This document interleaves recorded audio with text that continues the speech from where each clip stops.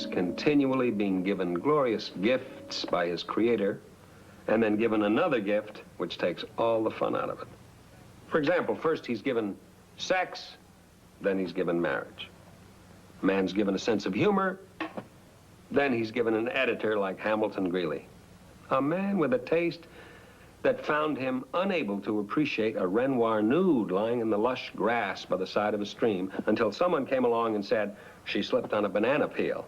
Ah, he said, now that's funny. And this clod has the temerity to turn down a drawing of mine that is funnier than anything Renoir ever knocked out. Oh, in case some of you, like Hamilton, have difficulty deciphering a sentence without the words Chicken Little in it, allow me to read the caption for you. He knows all about art, but he doesn't know what he likes. Greeley hated it. He wanted to know, what is that fellow doing with all those television sets on his wall? Huh? So, I suppose I'll be here all night trying to draw something with simple captions such as wham and pow and zowie.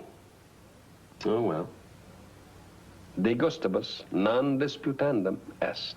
There's no arguing about taste. That's very good, Lydia. Your Latin is coming along nicely. Daddy, you know I don't know any Latin, but every time you get mad at Mr. Greeley, you say that. Plus a few choice Anglo-Saxon phrases of my own under my breath, huh? All right, what can I do for you? Daddy, do you have another cartoon for our class newspaper? Today's younger generation is far more sensitive and intelligent than ours. Lydia asked me yesterday for one of my cartoons to print in their paper, and these children, these simple, honest, direct children with their simple, honest, direct taste, already want another. Greeley, you're old-fashioned. This is where it's at. They like the first cartoon that much, huh? No, they turned it down. Rejected? Well, you can't be serious. Who do they think they are? If those sixth-grade neo-hippies had to get out of school and go to work for a living, maybe they'd appreciate a little bit more the time and effort that went into that drawing. Don't they realize what they were given? Daddy. What? De gustibus non disputandum est. Step into my world, and welcome to it.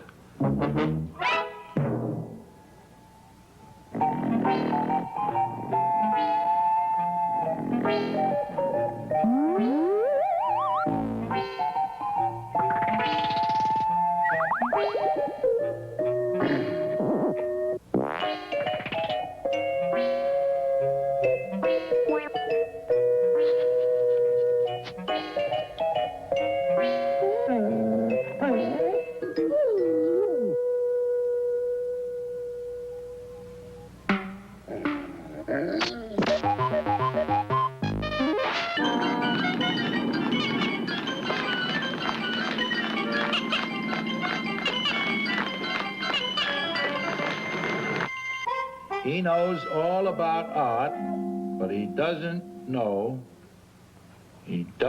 what he likes. Who's saying that? Chicken Little. Who? Never mind. But it's funny to you. Take my word for it, Hamilton. This is highly amusing to lovers and haters of modern art, which includes most of the entire nation. This office, of course, is an island.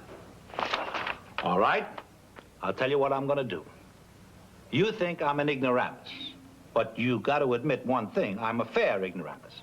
I'd be the last to deny that. So I'm gonna see to it that this little drawing of yours gets every chance. I'm gonna give it every break.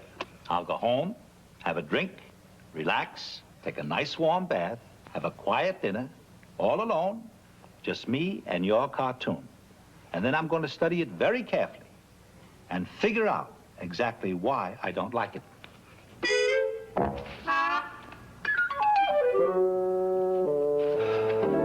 The sky is falling, said Chicken Little. A piece of it just hit me in the head. Look, Daddy, let's face it. You really don't care what other people think about your work. You've told me that all that matters is that you yourself should be pleased. Lydia? Hurry, dear. Daddy, I know how you appreciate straight talk, so I'll get right to the point. Hi, everybody. Sit down and eat, dear. Our teacher dissected a frog in class today. I had no idea what the insides of a frog looked like before. Everybody was really interested, except the frog, I guess. By the way, The Latin name for them is Rana cataspiana.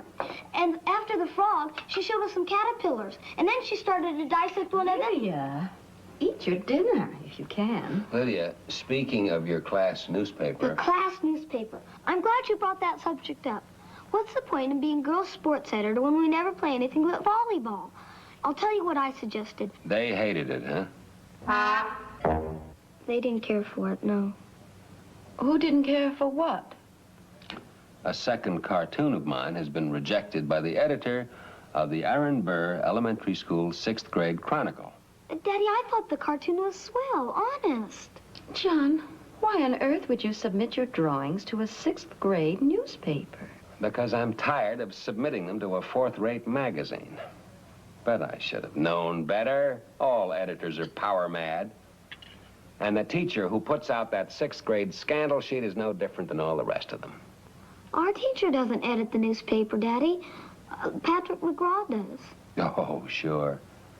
Some frustrated, thin-lipped octogenarian librarian who couldn't make copy boy, right? I don't think so. Unless octogenarian means 10 and a half. Patrick McGraw, your editor, is 10 and a half years old. Yeah, but he looks older. But he's a kid. A small thing. His bones are still soft. John, you're really not going to get angry because your drawings have been turned down by a child. I can't tell you how sorry I am that she said that. Daddy, it's his paper. His mother bought him the mimeograph machine, and he prints it at his house. Oh, John, that's sweet. You thought it was sweet when Rosemary had a baby. By what criteria am I being rejected by a 10-year-old child who can't even cross the street without a crossing guard? Now, there's a waste of the taxpayers' money. Mother, I'm not really hungry. Besides, they're waiting for me at Patrick's. Oh, what's going on? A book-burning session? We're putting the paper to bed. That's an expression. I'm familiar with the expression. Go on, dear. You're excused. I'll get my coat. I'll go with you. John, what about your dinner? Oh, I don't want it. My daughter, the surgeon, has accounted for what was left of my appetite.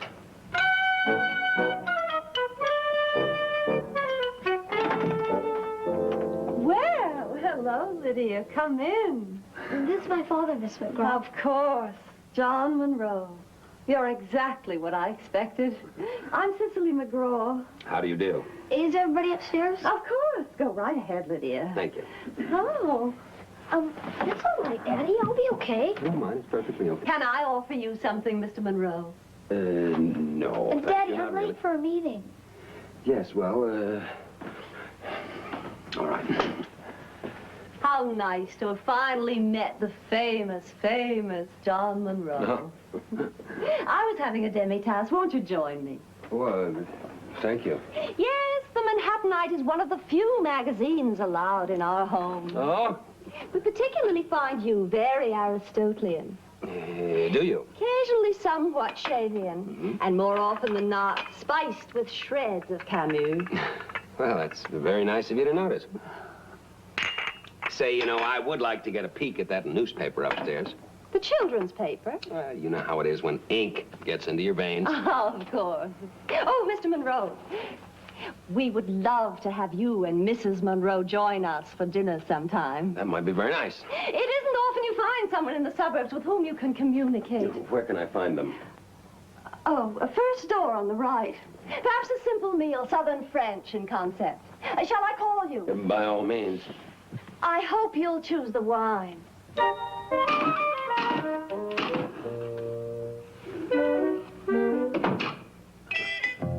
Don't mind me. Gentlemen, this is my father, Mr. Monroe.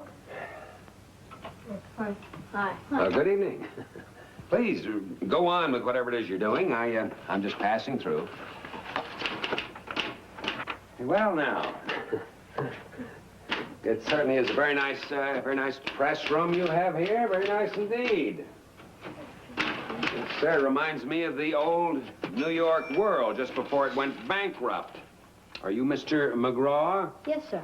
Very pleased to meet you. Likewise, I'm sure. Why didn't you print my cartoons? Daddy, please, not now. We've got a deadline. Nonsense. The paper doesn't have to go to bed for hours. But I have to go to bed by 9. This won't take a minute. Do you happen to have a copy of that cartoon of mine that you so cavalierly rejected?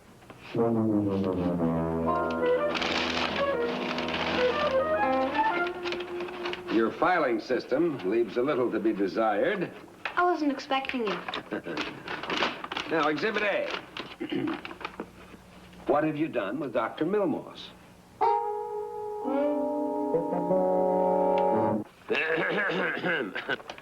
What have you done with Dr. Milmoss?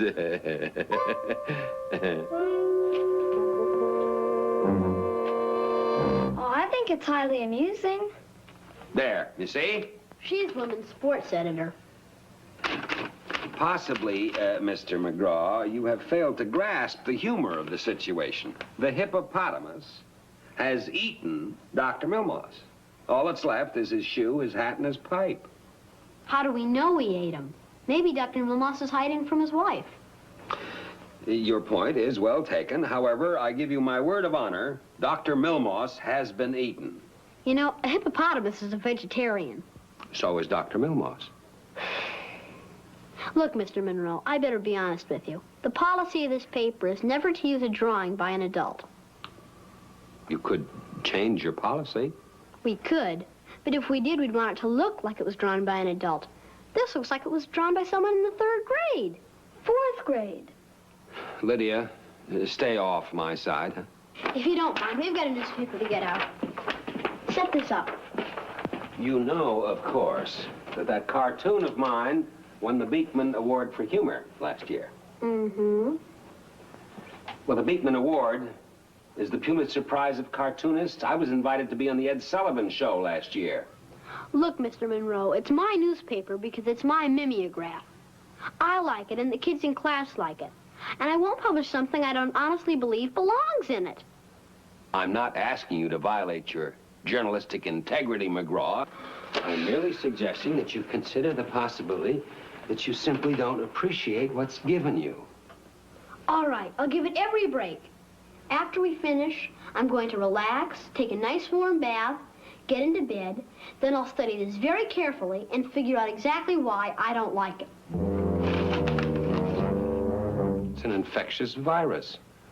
By the time he's 11, he'll be a full-fledged ignoramus. Good morning, John. Oh, good morning, Hamilton. I just stopped by to return your cartoon. I'm not going to print it. I see. Does that make you happy? Yes, it does. And I'll tell you why. Because this time I'm not rejecting your work because I don't understand it. This time I understand it, but it isn't funny. You're entitled to an opinion. That's not an opinion, it's a fact. You can't say that. You said I was entitled to an opinion. That's true. Well, in my opinion, it's a fact. What's that? Here, let me look at it. He's given up everything for a whole year. Not bad. Not bad at all. He's given up everything for a whole year. It grows on you. We'll use it. I'm afraid you can't have that one, Hamilton. Well, why not? Well, you see, I have other plans for it. Ah, just a minute. The Manhattanite has first call on anything you do. Under normal conditions, I would agree with you. The conditions are I still need cartoons. Don't you still need money? Yes. Well, if that ain't normal, I don't know normal. Hamilton, I'm trying to tell you that this cartoon is not for sale. But what are you going to do with it? I'd rather not go into it. I see. Come on, just try to understand, Hamilton. Oh, I understand. I was wondering if I've been dismissed. Now, that's a silly attitude to take. Well, a man asks a simple question and is told, I don't want to go into it.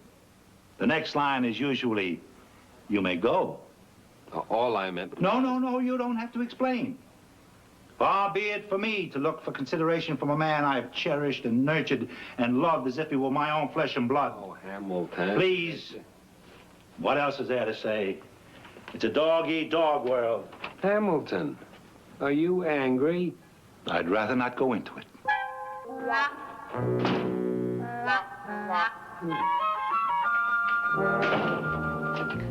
Oh, sorry I'm late.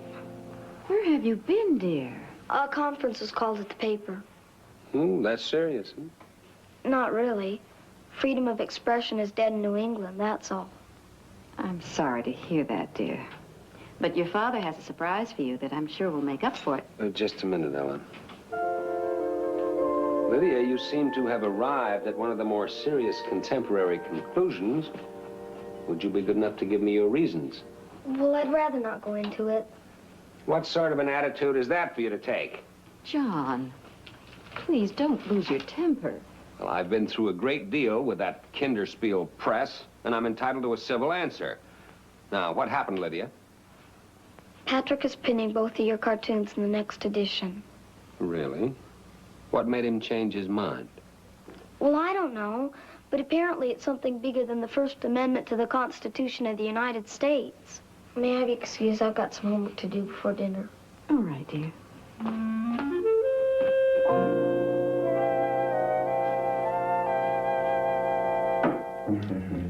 John, where are you going?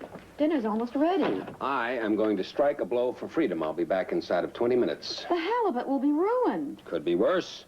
New England might have gotten into trouble during a leg of lamb.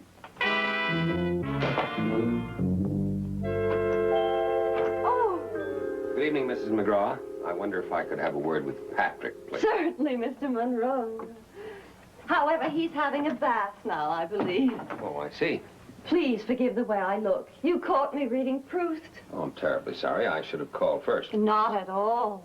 I was just having some Kirschwasser. May I offer you a glass? Oh, well, thank you. No, Mrs. McGraw. I think I owe it to Patrick to see him cold sober.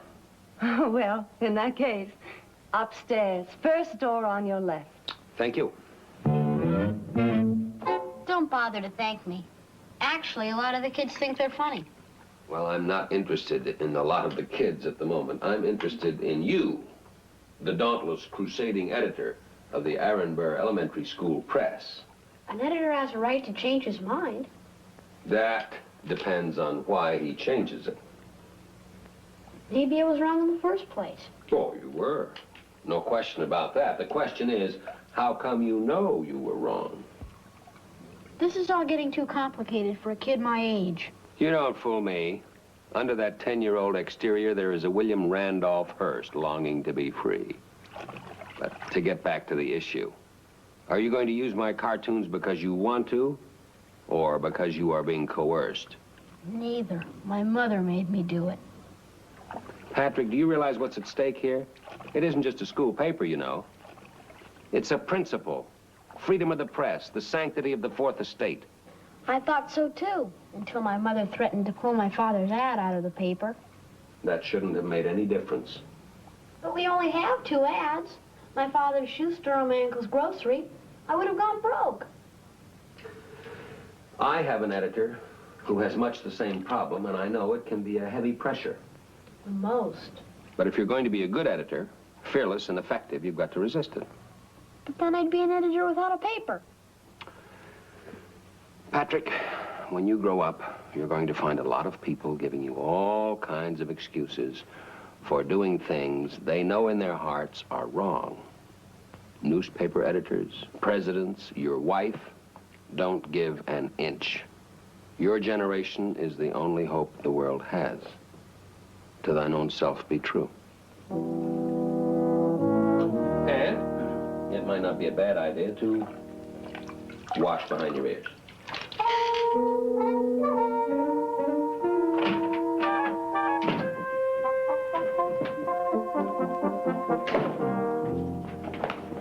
Lydia, you're going to be late for school. I'm going. I had to run over to Patrick's and get my copy of the paper. Daddy, your cartoons weren't printed. And it follows as the night the day thou canst not then be false to any man. Are you upset? You sound obscure, but not upset. Well, Ellen, I guess I have to be a man and face reality. My cartoons are simply not good enough for the Aaron Burr Press. Something's wrong. You're taking this much too intelligently. It's just that your editor is the first one I have ever had any cause to respect. Tell me, are the ads still in the paper? Both of them. Well, if you should see your editor at recess, tell him I am submitting another cartoon for his approval. Boy, you're a glutton for punishment. I have high hopes he'll like this one, and his approval means more to me than a dozen Beekman Awards. If it doesn't, well, c'est la guerre.